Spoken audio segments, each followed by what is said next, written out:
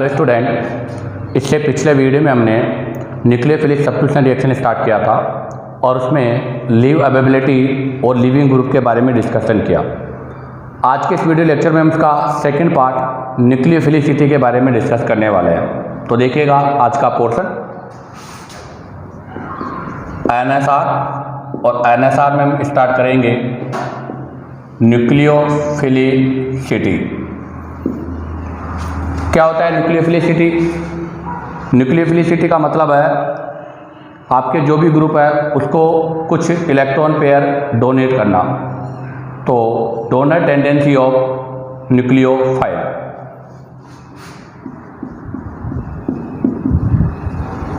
Donor tendency of nucleophile अर्थात nucleophile की जो डोनर टेंडेंसी है उसको हम न्यूक्लियोफिलिसिटी कहते हैं। सबसे बड़ी बात आती है कि सर एक न्यूक्लियोफाइल और एक बेस में क्या डिफरेंस है। तो देखिएगा, मैं इसको एक एग्जांपल से एक्सप्लेन करता हूँ। मैंने लिया है OH और मैं इस OH की रिएक्शन कराना चाहता हूँ मिथाइल क्लोराइड पर। आपको पता है क्लोराइड यहाँ से इलेक्ट्रॉन को लेकर रिमूव हो जाएगा, ये इस पर अटैक करेगा। तो ये अपना इलेक्ट्रॉन डेंसिटी इसको प्रोवाइड करेगा और इलेक्ट्रॉन डेंसिटी प्रोवाइड करने के साथ साथ इसके साथ बॉन्ड का फॉर्मेशन भी करेगा। तो कहने का मतलब यह है कि एक न्यूक्लियोफाइल और बेस में डिफरेंस है कि बेस केवल अपना नेगेटिव चार्ज अर्थात अपना इलेक्ट्रॉन प्रोवाइड करता है, जबकि न्यूक्लियोफाइल अपना इलेक्ट्रॉन प्रोवाइड करने के साथ साथ एक न्यू बॉन्ड का फॉर्मेशन भी करता है। तो ध्यान रखना, न्यूक्लियोफाइल इलेक्ट्रॉन डोनेट भी करेगा और बॉन्ड फॉर्मेशन भी करेगा। तो यहाँ से मैं इसको राइट डाउन करता हूँ। तो देखिएगा, nucleophile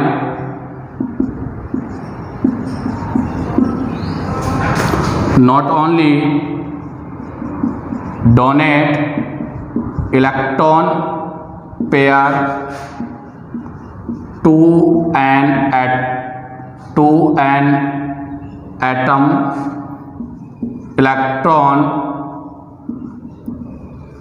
deficient center but also form new bond with that. कहने का मतलब है कि न्यूक्लियोफाइल न केवल इलेक्ट्रॉन पेयर प्रोवाइड करेगा बल्कि उसके साथ बॉन्ड का फॉर्मेशन भी करेगा, जबकि बेस केवल इलेक्ट्रॉन पेयर डोनेट करता है, बॉन्ड का फॉर्मेशन नहीं करता। अब बात आती है फैक्टर। तो हम बात करेंगे फैक्टर अफेक्टिंग ऑफ न्यूक्लियोफिलिसिटी अर्थात न्यूक्लियोफिलिसिटी को इफेक्ट करने वाले फैक्टर। उसमें हम सबसे पहले जो स्टडी करेंगे वो होगा इलेक्ट्रॉन डेंसिटी या नेगेटिव चार्ज कंटेनिंग एटम। तो फर्स्ट हम स्टडी कर रहे हैं इलेक्ट्रॉन डेंसिटी और नेगेटिव चार्ज कंटेनिंग एटम। ऐसी कंडीशन पे ध्यान रखना, आपकी जो न्यूक्लियोफिलिसिटी है वो is directly proportional basic strength होगा। कहने का मतलब आपका मॉलिक्यूल या एटम जितना ज़्यादा बेसिक होगा उसकी न्यूक्लियोफिलिसिटी भी उतनी अच्छी होगी, उतनी बेटर होगी। इसके लिए एग्जांपल की मैं बात करूं तो इसमें एक चीज़ और ध्यान रखना कि अगर आपका एक न्यूट्रल पार्ट है और एक आपका चार्ज पार्टिकल है, तो चार्ज वाले की न्यूक्लियोफिलिसिटी जो है वह न्यूट्रल वाले से हमेशा ग्रेटर होती है। जैसे H- की न्यूक्लियोफिलिसिटी H2S से अधिक होगी, OR- वाले की न्यूक्लियोफिलिसिटी ROH से अधिक होगी, NH2- वाले की न्यूक्लियोफिलिसिटी अमोनिया से अधिक होगी, OH हाइड्रोक्साइड आयन की न्यूक्लियोफिलिसिटी वाटर से अधिक होगी। तो ध्यान रखना, चार्ज स्पीशीज की न्यूक्लियोफिलिसिटी हमेशा न्यूट्रल स्पीशीज से ग्रेटर होगी। ऐसा क्यों? क्योंकि इसके ऊपर चार्ज लगा हुआ है, अपने पास एक्स्ट्रा इलेक्ट्रॉन है, तो ये इजीली एक्स्ट्रा इलेक्ट्रॉन देकर भी अपनी स्टेबिलिटी ऑब्टेन कर लेता है, जबकि ये न्यूट्रल है। अगर ये अपना इलेक्ट्रॉन पेयर देता है तो इलेक्ट्रॉन पेयर डोनेट करने के बाद इस पर चार्ज आ जाता है। इसके साथ एक नोट भी है, वो भी आपको ध्यान रखना है कि अमोनिया की न्यूक्लियोफिलिसिटी हमेशा वाटर से ग्रेटर होती है। अब हम बात करेंगे यहाँ से पॉइंट नंबर 2। तो देखिएगा second, in case of same electron donor atom,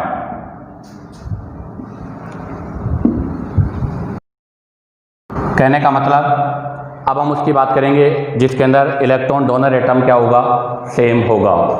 तो ऐसी कंडीशन पे ध्यान रखें, nucleophilicity is directly proportional basic strength और इनडायरेक्टली प्रोपोर्शनल एसिडिक स्ट्रेंथ। अर्थात एसिडिक स्ट्रेंथ के डायरेक्टली प्रोपोर्शनल होगी बट बेसिक स्ट्रेंथ के डायरेक्टली प्रोपोर्शनल होगी।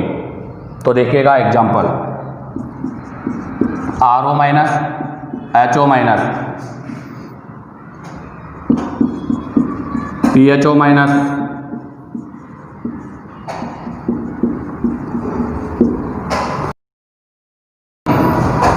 इन्हें हमें न्यूक्लियोफिलिसिटी के ऑर्डर में अरेंज करना है।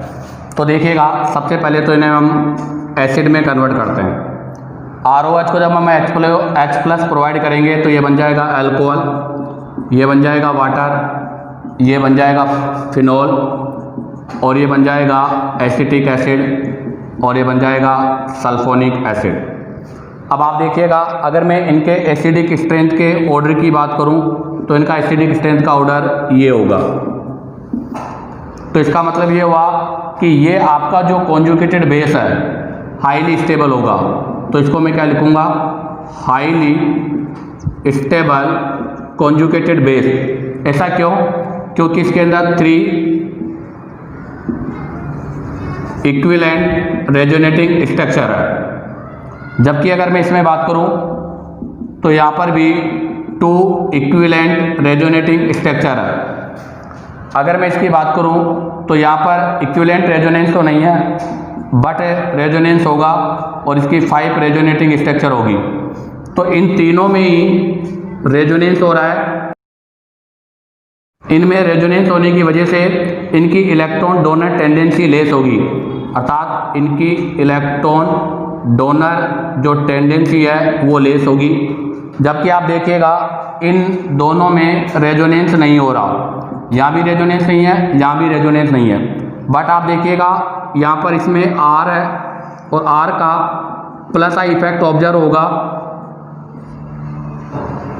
इस प्लस आई की वजह से यहाँ पर नेगेटिव चार्ज बढ़ जाएगा और नेगेटिव चार्ज बढ़ने की वजह से इसकी डोनर टेंडेंसी क्या होगी, ग्रेटर होगी। तो जब इनका एसिडिक स्ट्रेंथ का ऑर्डर ये होगा तो इनकी बेसिक स्ट्रेंथ उल्टा होगा। तो पहले तो मैं इनका बेसिक स्ट्रेंथ का ऑर्डर लिखता हूँ। तो बेसिक स्ट्रेंथ का ऑर्डर में सबसे हाईली बेसिक होगा RO एल्कोक्साइड कॉन्जुगेटेड बेस, फिर होगा हाइड्रोक्साइड, फिर होगा फिनॉक्साइड, फिर होगा एसीटेट और लास्ट में ये वाला होगा। अब आप देखिएगा अभी हमने लिखा है कि न्यूक्लियोफिलिसिटी बेसिक स्ट्रेंथ के डायरेक्टली प्रोपोर्शनल है, तो इनकी न्यूक्लियोफिलिसिटी का ऑर्डर भी यही होगा। तो ध्यान दें, अगर इनके न्यूक्लियोफिलिसिटी के ऑर्डर की मैं बात करूंगा तो इनकी न्यूक्लियोफिलिसिटी ऑर्डर भी यही होगा, अर्थात इसकी न्यूक्लियोफिलिसिटी सबसे ज़्यादा होगी और इस वाले की न्यूक्लियोफिलिसिटी सबसे कम होगी। अब हम बात करेंगे example number 2।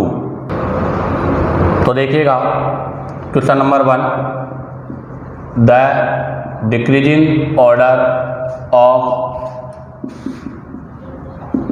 Following nucleophile, the decreasing order of nucleophilicity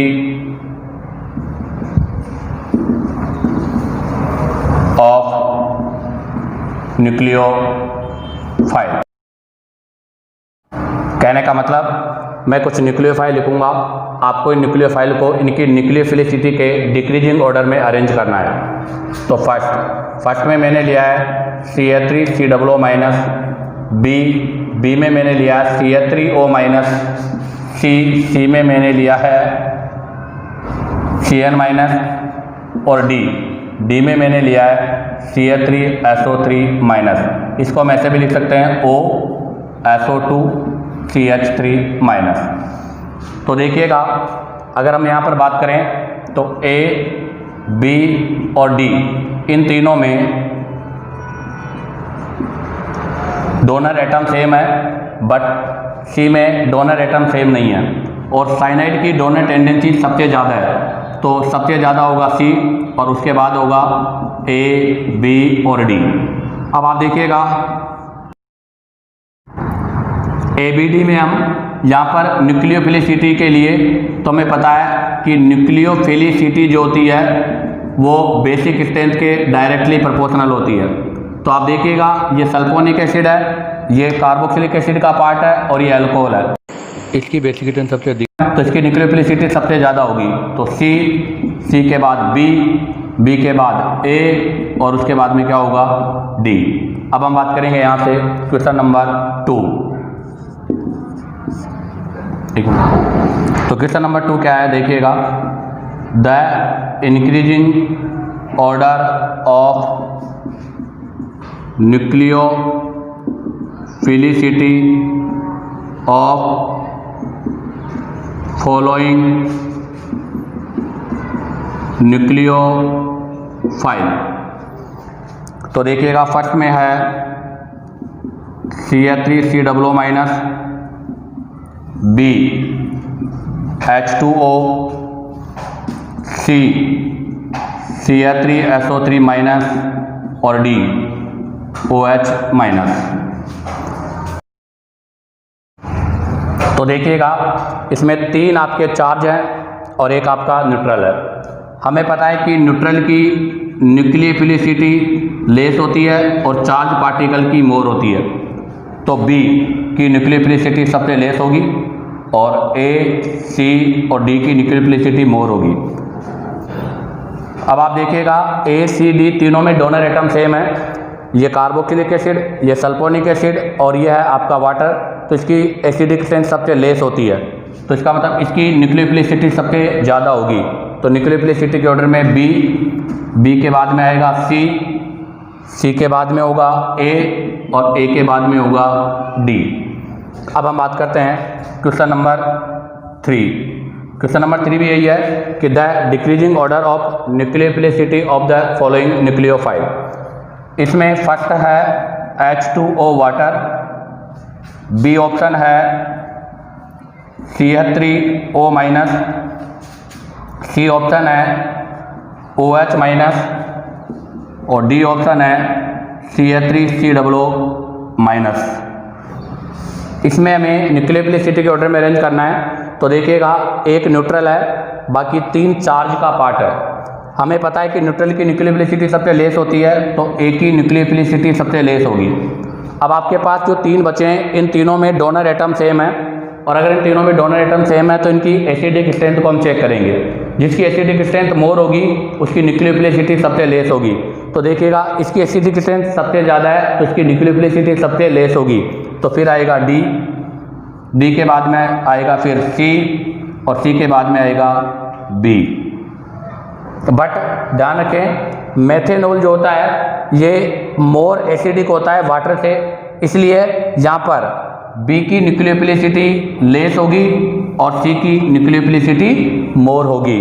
इसी के साथ बात करेंगे हम नेक्स्ट क्वेश्चन नंबर 4। तो देखिएगा, question number 4, arrange following in nucleophilicity order. इनको न्यूक्लियोफिलिसिटी ऑर्डर में अरेंज करना है। तो हमें पता है क्या कि सर न्यूट्रल की न्यूक्लियोफिलिसिटी लेस और चार्ज की न्यूक्लियोफिलिसिटी मोर होती है। तो न्यूट्रल कौन सा है, C और D। तो C और D लेस होगा और A और B मोर होगा। अब आप देखो इनके एसिडिक ऑर्डर, वाटर और मेथेनॉल में से मेथेनॉल ज़्यादा एसिडिक है, इसका मतलब D सबसे लेस होगा और C इससे मोर होगा। अब बात करेंगे A और B। वाटर लेस एसिडिक है, ये मोर एसिडिक है, तो इससे बनने वाला बेस मोर बेसिक होगा, तो इसका मतलब इसकी न्यूक्लियोफिलिसिटी सबसे ज़्यादा होगी। तो फिर आएगा बी और उसके बाद आएगा ए। नेक्स्ट क्वेश्चन, ये क्वेश्चन IIT में आया हुआ है। The decreasing order of nucleophilicity among the nucleophile. In nucleophile को आप न्यूक्लियोफिलिसिटी के डिक्रीजिंग ऑर्डर में लिखो। तो इसमें सारे चार्ज पार्टिकल है। ए, बी और डी में डोनर एटम सेम है, ए, बी और डी, इन तीनों में डोनर एटम सेम है, सी में अलग है और सी की न्यूक्लियोफिलिसिटी सबसे ज़्यादा होगी।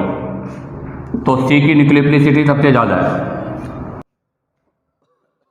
अब आप देखो बचे तीनों में हम एसिडिक स्ट्रेंथ को देखेंगे।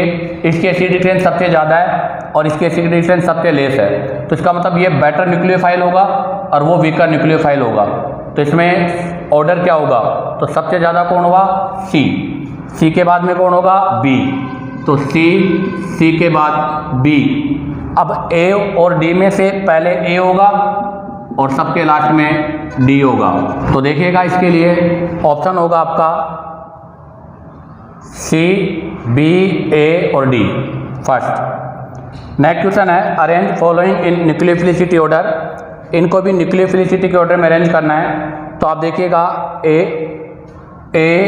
बी, सी और ई, इनमें डोनर एटम सेम है, डी में नहीं है। तो डी की न्यूक्लियोफिलिसिटी सबसे ज़्यादा होगी। बाकी बचे हुए को हम एसिडिक स्ट्रेंथ के हिसाब से देखेंगे। तो सबसे ज़्यादा एसिडिक ये होगा, फिर ये होगा, फिर ये और सबसे कम वो होगा। तो डी के बाद ई के बाद सी के बाद में बी और बी के बाद में क्या होगा? ए। इसी के साथ ये न्यूक्लियोफिलिसिटी जिनमें डोनर एटम सेम था वो क्वेश्चन कंप्लीट होते हैं। अब हम यहाँ से एक स्पेशल नोट के बारे में डिस्कस करेंगे। तो देखो अब तक हमने जो पढ़ा उनसे एक कंक्लूजन ऑब्टेन किया कि न्यूक्लियोफिलिसिटी सबसे ज़्यादा होगी SH, उसके बाद होगी CN, उसके बाद होगी OH और उसके बाद होगी CH3O-, अर्थात मिथॉक्सियाइन की सबसे लेस होगी और थायोल वाले की सबसे मोर होगी। अब हम यहाँ से इसके कुछ एक्सेप्शन की बात करेंगे, अर्थात डोनर एटम सेम है, वहाँ पर फिर भी बेसिक स्ट्रेंथ के डायरेक्टली प्रोपोर्शनल नहीं है।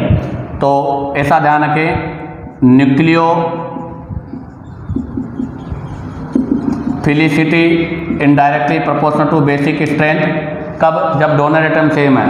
तो ये कब होगा? ये होगा in case of steric hindrance. अगर कहीं भी क्राउडिंग या मोर क्राउडेड ग्रुप है तो ऐसे केस में न्यूक्लियोफिलिसिटी बेसिक स्ट्रेंथ के इनडायरेक्टली हो जाएगी। जिसमें एक एग्जांपल जैसे मैंने लिया CH3O- और CH3O-, ये A है और ये B है। अगर मैं इनकी बेसिक स्ट्रेंथ की बात करूं तो बेटा B ग्रेटर देन A, अर्थात इसकी बेसिक स्ट्रेंथ इससे मोर है। क्यों? क्योंकि इसका भी प्लस आई, इसका भी प्लस आई, इसका भी प्लस आई, ये तीनों डोनेट करेंगे तो यहाँ पर इलेक्ट्रॉन डेंसिटी इंक्रीज हो जाएगी। तो इसकी बेसिक स्ट्रेंथ ज़्यादा है। बट आप देखिएगा इसमें क्राउडिंग ज़्यादा है, यहाँ पर due to more steric hindrance less bond formation, अर्थात इसमें क्राउडिंग ज़्यादा होने की वजह से बॉन्ड का फॉर्मेशन लेस होगा। इस वजह से इसकी न्यूक्लियोफिलिसिटी लेस होगी और ए वाले की न्यूक्लियोफिलिसिटी क्या होगी? मोर होगी। तो B ग्रेटर देन A। ऐसा ही इससे रिलेटेड एक और एग्जांपल है, वो देखिएगा।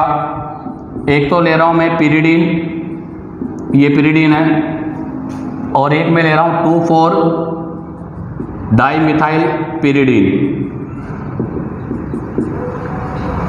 तो अगर देखो मैं बेसिक स्ट्रेंथ की बात करूँ यहाँ पर, अगर मैं यहाँ पर बेस स्ट्रेंथ की बात करूँ तो ये X है, ये Y है।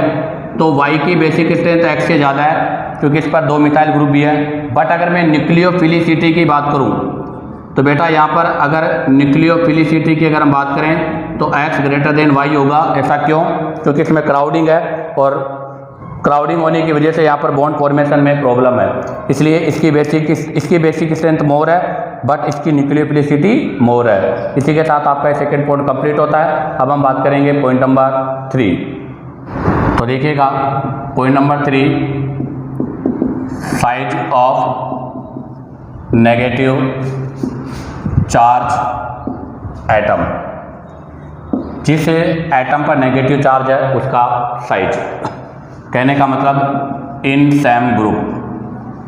एक ही ग्रुप के एलिमेंट्स के बारे में हम डिस्कशन करेंगे। तो ध्यान दें, ऐसी कंडीशन पर न्यूक्लियोफिलिसिटी जो है वो इनडायरेक्टली प्रोपोर्शनल बेसिसिटी होता है।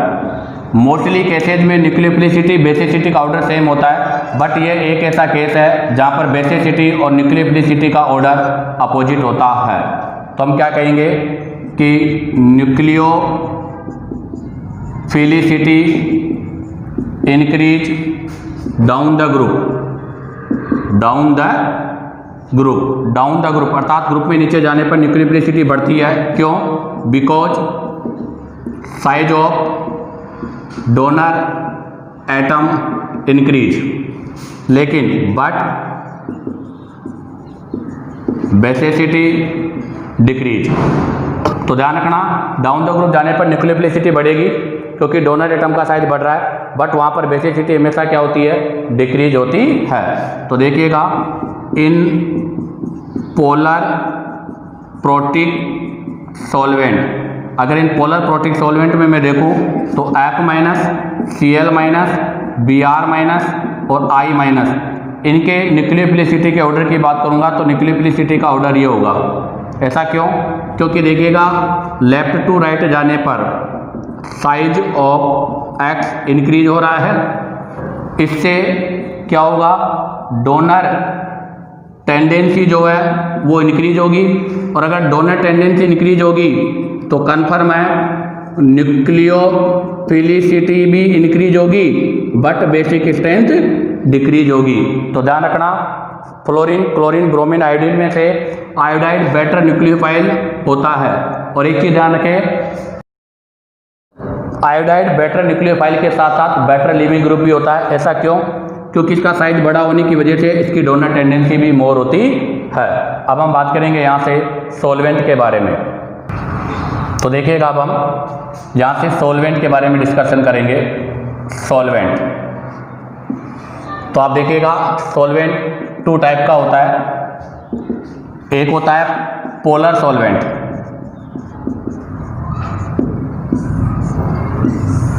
और एक होता है non polar solvent.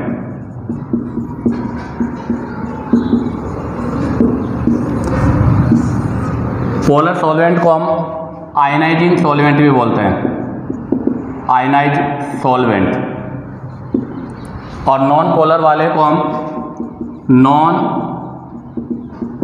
Ionising solvent भी कहते हैं।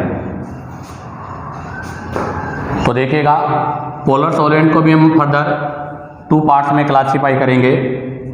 एक होगा पोलर प्रोटिक सॉल्वेंट, और एक होगा पोलर प्रोटिक सॉल्वेंट। और अगर नॉन पोलर सॉल्वेंट के एग्जाम्पल की बात करें तो यहाँ पर example cyclohexane, benzene, carbon tetrachloride, CH2, chloroform, ये हो जाएंगे। अब बात आती है कि पोलर प्रोटिक सॉल्वेंट किसको बोलते हैं और पोलर अप्रोटिक।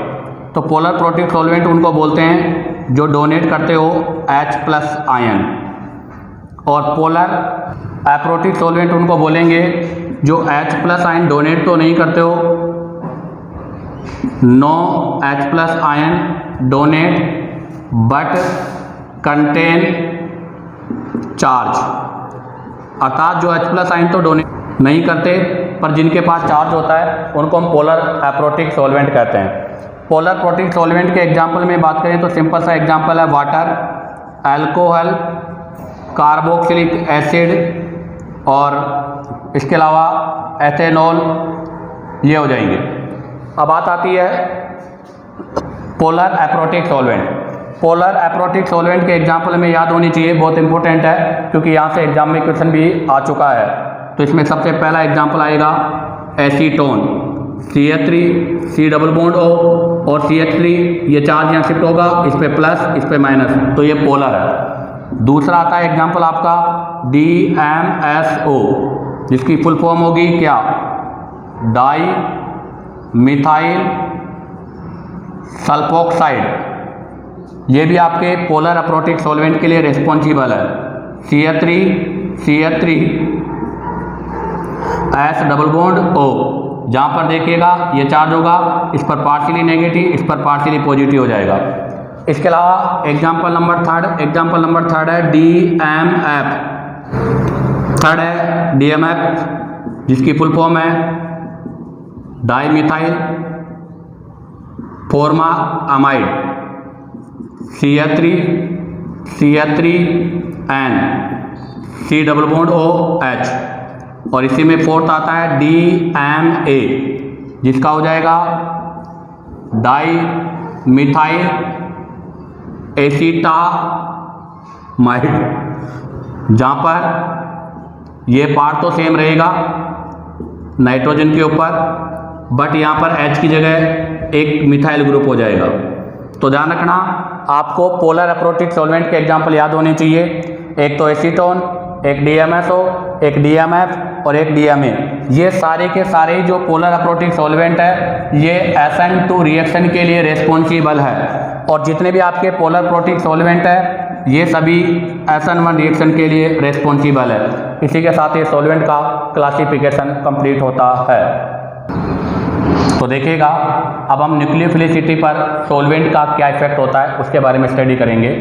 तो अभी हमने लिखा था इन पोलर प्रोटिक सॉल्वेंट।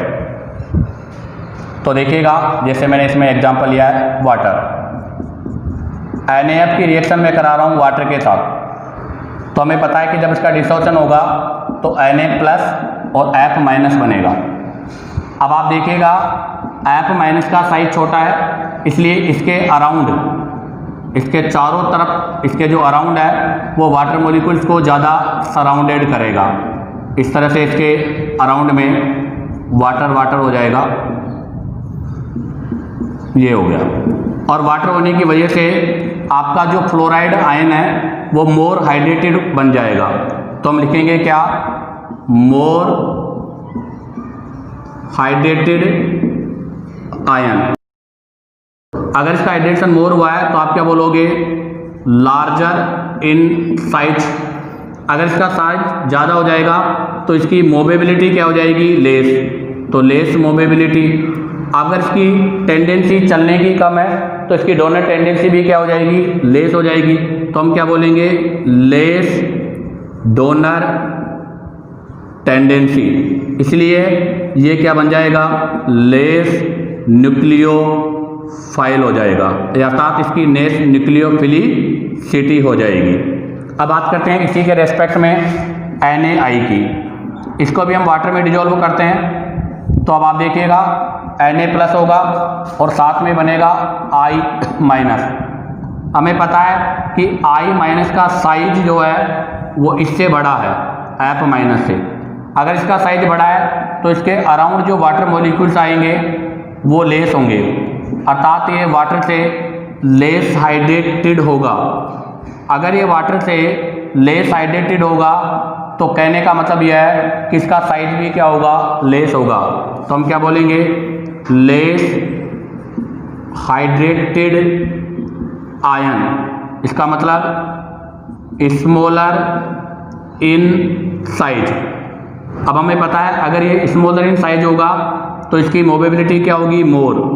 तो मोर मोबिलिटी। अगर मोबिलिटी मोर होगी तो इसकी डोनर टेंडेंसी भी क्या होगी, मोर। तो मोर डोनर टेंडेंसी। और अगर इसकी डोनर टेंडेंसी मोर होगी तो इसकी न्यूक्लियोफिलिसिटी भी क्या होगी, मोर। तो मोर न्यूक्लियोफिलिसिटी। तो ये ध्यान दें कि जब हम पोलर प्रोटिक सॉल्वेंट में यूज करते हैं तो जो स्मॉलर साइज का, तो हम यहाँ बोलेंगे कि फ्लोरीन जो है वो स्मॉलर इन साइज में है और स्मॉलर इन साइज में होने की वजह से इसका हाइड्रेशन मोर हुआ। जबकि आयोडीन क्या है, लार्जर इन साइज में है और लार्जर इन साइज में होने की वजह से इसका हाइड्रेशन लेस हुआ। इसका हाइड्रेशन लेस होने की वजह से इसकी मोबिलिटी ज़्यादा है और मोबिलिटी ज़्यादा है तो ये ईजिली अपना इलेक्ट्रॉन डोनेट देकर न्यू बॉन्ड फॉर्मेशन कर लेगा, इसलिए इसकी न्यूक्लियोफिलिसिटी मोर होगी और इसकी न्यूक्लियोफिलिसिटी लेस होगी। अब हम यही ऑर्डर पोलर एप्रोटिक सॉल्वेंट में देखेंगे कि पोलर एप्रोटिक सॉल्वेंट में इनका ऑर्डर क्या होगा। तो देखिए अब इन पोलर एप्रोटिक सॉल्वेंट अर्थात DMSO में लेते हैं। हमने भी DMSO का स्ट्रक्चर देखा था, ये DMSO का स्ट्रक्चर है। यहाँ शिफ्ट होगा पार्शियली नेगेटिव पार्शियली पॉजिटिव, ये इसका कैटायनिक पार्ट और ये इसका एनायनिक पार्ट है। आप देखिएगा इसका anionic part smaller in size है, स्मॉलर इन साइज, जबकि इसका कैटायनिक पार्ट क्या है, लार्जर इन साइज है। अब देखिएगा हम वही एग्जांपल पहले NaI ले रहे हैं, सॉरी NaF की रिएक्शन कराएंगे DMSO में। तो जब NaF की रिएक्शन DMSO में कराएंगे तो आपका होगा एक तो सोडियम आयन और साथ में होगा फ्लोराइड आयन। अब आप देखिएगा इसका कैटायनिक पार्ट लार्ज है, इसलिए वो इस स्मॉलर साइज के फ्लोरीन के साथ में अटैच नहीं हो पाएगा, जबकि इसका एनायनिक पार्ट लार्ज स्मॉलर है तो वो सोडियम के अराउंड इजीली सेट हो जाएगा। तो देखो इसमें कॉम्बिनेशन ऐसे होगा, इस तरह का कॉम्बिनेशन हो जाएगा, OS methyl methyl S methyl methyl S methyl S methyl S methyl methyl, ये कॉम्बिनेशन हो जाएगा जहाँ पर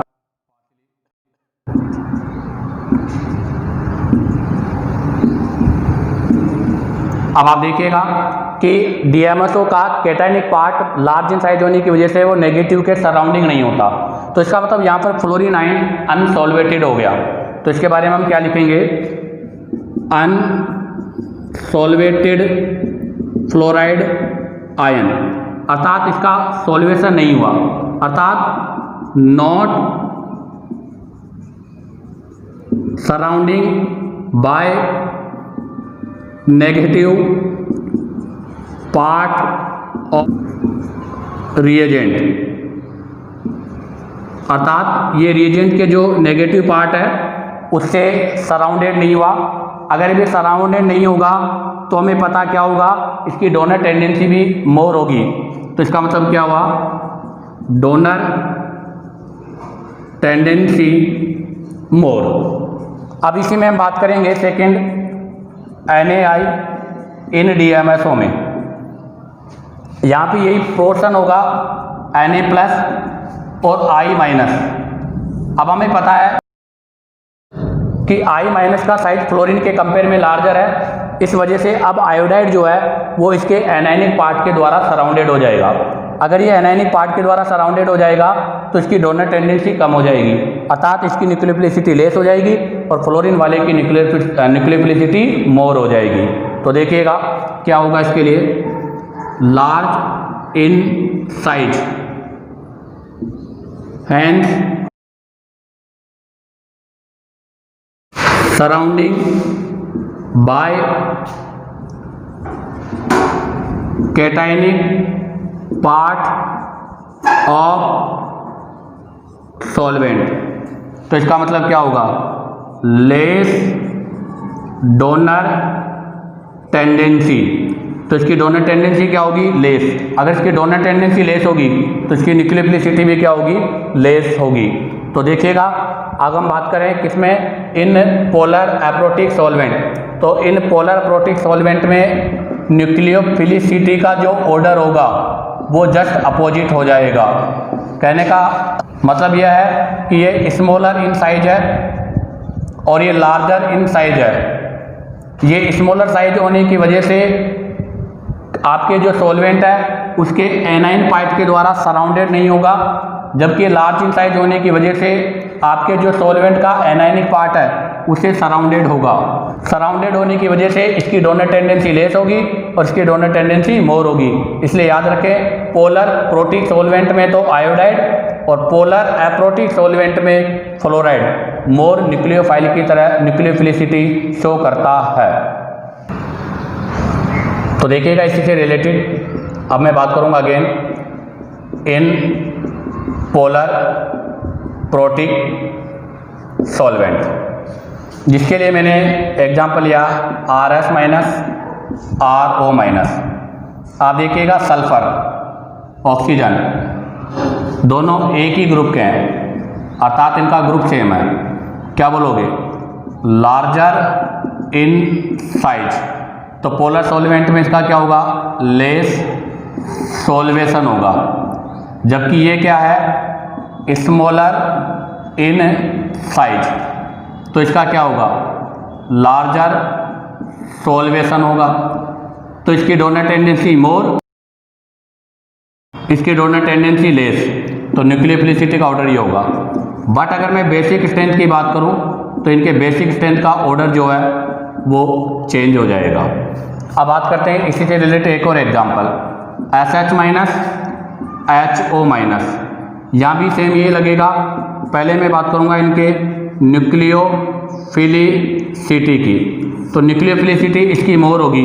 उसका रीजन वही large in size, large in size, large in size है तो लेस सॉल्वेशन होगा।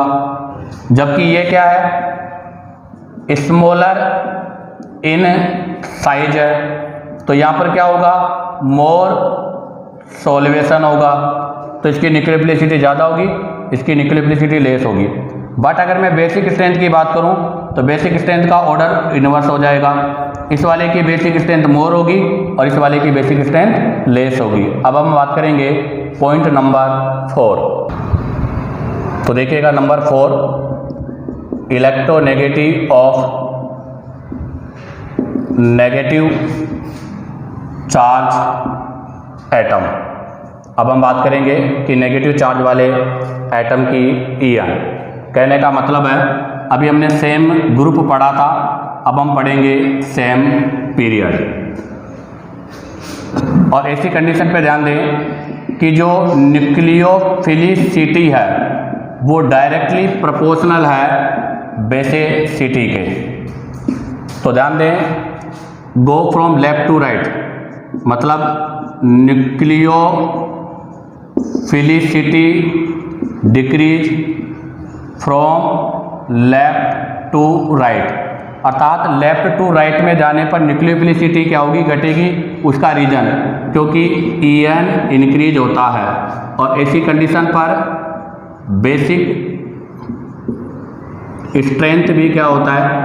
डिक्रीज होता है। तो देखो एग्जांपल CH3 माइनस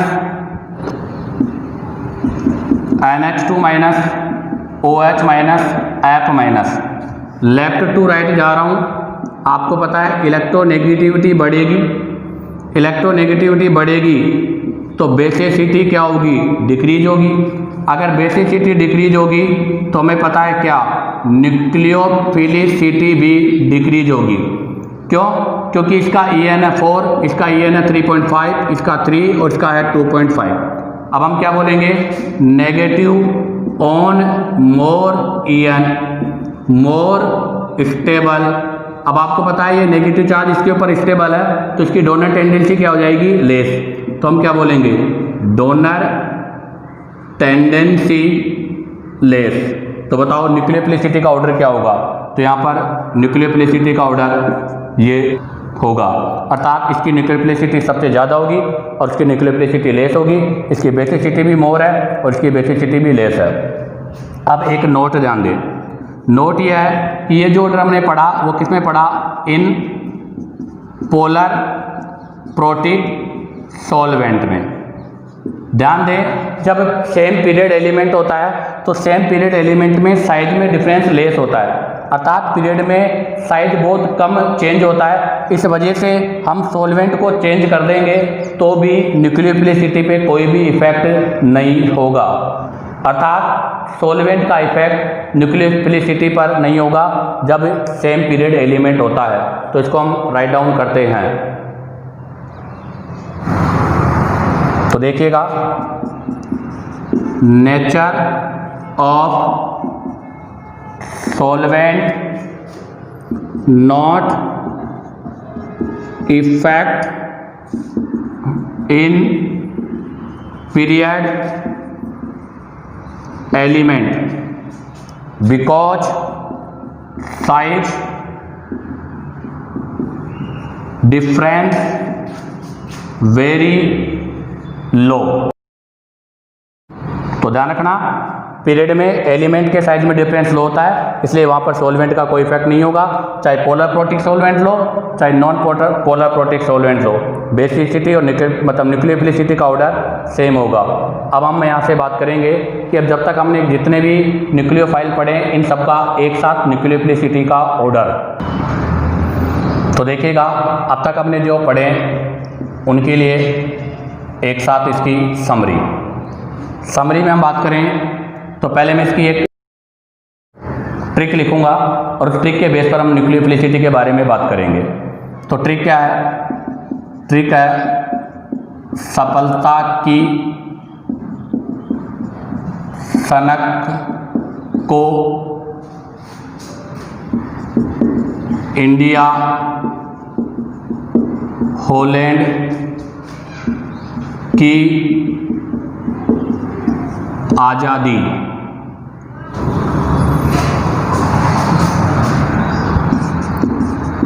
बर्बाद करे फोकट में। ऐसे तो सर कोई फंसे अल्कोहलिक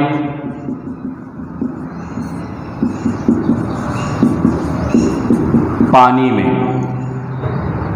तो देखो, मैंने इसके लिए समरी में एक सीक्वेंस लिखा है कि सफलता की सनक को इंडिया हॉलैंड की आज़ादी बर्बाद करे फोकट में। ऐसे तो सर कोई फंसे अल्कोहलिक पानी में। तो देखो, सफलता अर्थात थायोल, सनक Cn-, India iodide, Holland hydroxide, आज़ादी अजाइड, बर्बाद करे Br- ब्रोमाइड, फोकट में फिनॉक्साइड, ऐसे तो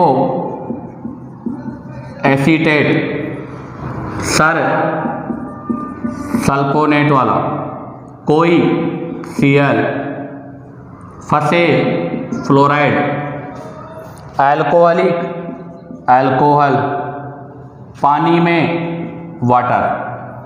तो ध्यान दें, ये सीक्वेंस मैंने जो है न्यूक्लियोफिलिसिटी का डिक्रीजिंग ऑर्डर लिखा है।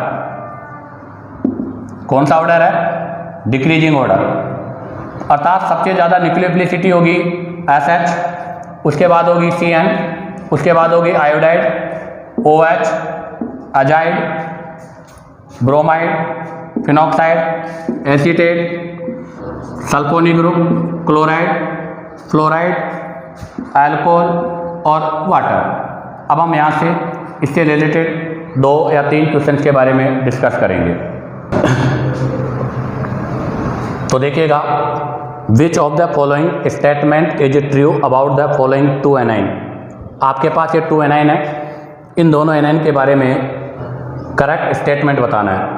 First is more basic and more nucleophile than second, या first is less basic less nucleophile than second, first is more basic but less nucleophile than second, या first is less basic but more nucleophile than second. तो देखिएगा सबसे पहले मैं इनकी acidic strength का order लिखता हूँ। तो आप देखिएगा सल्फर पर नेगेटिव चार्ज है, सल्फर के पास वैकेंट डी ऑर्बिटल है, तो यहाँ रेजोनेंस होगा, इसलिए सेकंड की एसिडिक स्ट्रेंथ फर्स्ट से ज़्यादा होगी।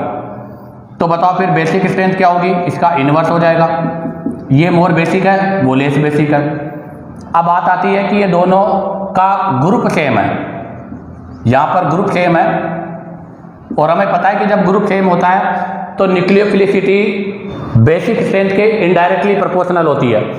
तो यहाँ पर अगर मैं न्यूक्लियोफिलिसिटी की बात करूँगा तो बेसिक स्ट्रेंथ के इनडायरेक्टली प्रोपोर्शनल, अर्थात फर्स्ट की लेस होगी, सेकंड की मोर होगी।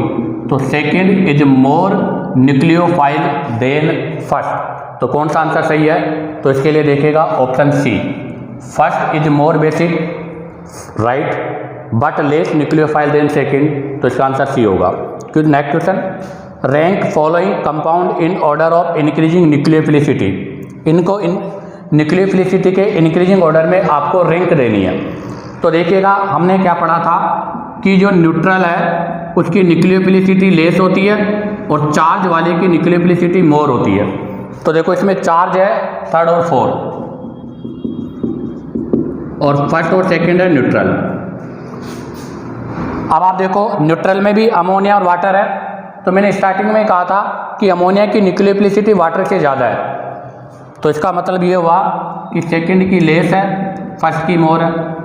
और अभी हमने जब ऑर्डर लिखा था तब उसमें क्लोरीन और फ्लोरीन में से क्लोरीन की न्यूक्लियोफिलिसिटी मोर थी और फ्लोरीन की लेस थी। तो इसका मतलब थर्ड है, और फोर में से फोर पहले आएगा, थर्ड इसके बाद आएगा, अर्थात थर्ड की सबसे ज़्यादा होगी और सेकंड की सबसे लेस होगी। तो देखिएगा इसका आंसर होगा सी। इसी के साथ ये न्यूक्लियोफिलिसिटी का पोर्शन कंप्लीट होता है। नेक्स्ट वीडियो में हम यहाँ से SN1 रिएक्शन के बारे में डिस्कस करेंगे।